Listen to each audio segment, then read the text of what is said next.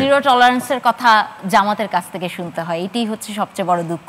এই যে একটা কথা বলতে চাই, মাসুদের একটা কথা মিস ইন্টারপ্রিট হতে পারে এবং যেটা আমরা একটা খারাপ সিচুয়েশনের মধ্যে পড়তে পারি। মাসুদ বলেছেন যে ইসলাম ভিত্তিক রাজনীতি করতে গেলেই আমাদের ঝামেলা তৈরি হয়। আপনি আমাকে বলেন বাংলাদেশের কোন আইনটা ইসলামের স্ববিরোধী? বাংলাদেশের আইনে আমরা কেমন কিছু করতে পারি যেটা ইসলামের স্ববিরোধী?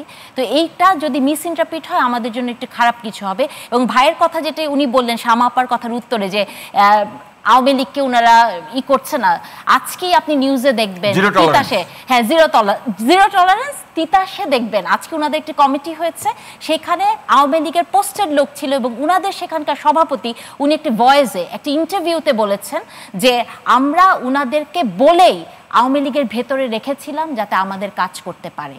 তাহলে আপনি চিন্তা করে দেখেন, এটা আমি একদম অবশ্যই আমি এই মুহূর্তে নির্বাচন হয়েছে তিতাসে আপনি ভাই সবকিছুতে না বলে শোনেন ভাই, আমি আপনাকে বলি সবকিছুতে না বলবেন না, সবকিছু আমি একটা কথা বলি, আমি যেহেতু শ্রমিক সংগঠন করি, তিতাসে আমাদের কোনো সংগঠন নেই।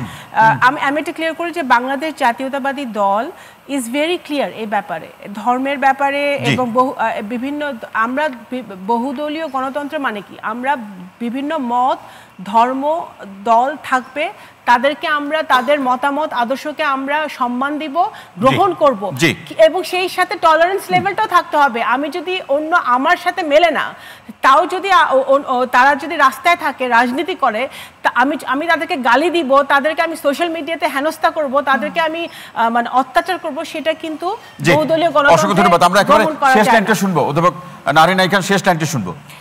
যে কথাটি বলছিলাম শেষ লাইনটি হচ্ছে, আসলে আমি মনে করি যে বাংলাদেশে কোনো রাজনীতিবিদ কোনো রাজনীতি দলই ইসলাম বিরোধিতা করে না। হ্যাঁ, আমরা প্রত্যেকেই ইসলাম মানি, ইসলামে আছি এবং ওনাদেরকে একটা লাইন আমার মনে হয় যে এটা আমরা সবাই এদিকে দৃষ্টিপাতি দেনি। ওনারা একটা কথা বলেছেন যে পিসিও নামে 2025 ওনারা বলেছেন যে আপনারা যদি জুলাই সনদ না মানেন তাহলে আপনি রাষ্ট্রদ্রোহী হবেন, আপনাকে এফিডেভিট করে জুলাই সনদের শপথ নিয়ে ইলেকশনে যেতে হবে।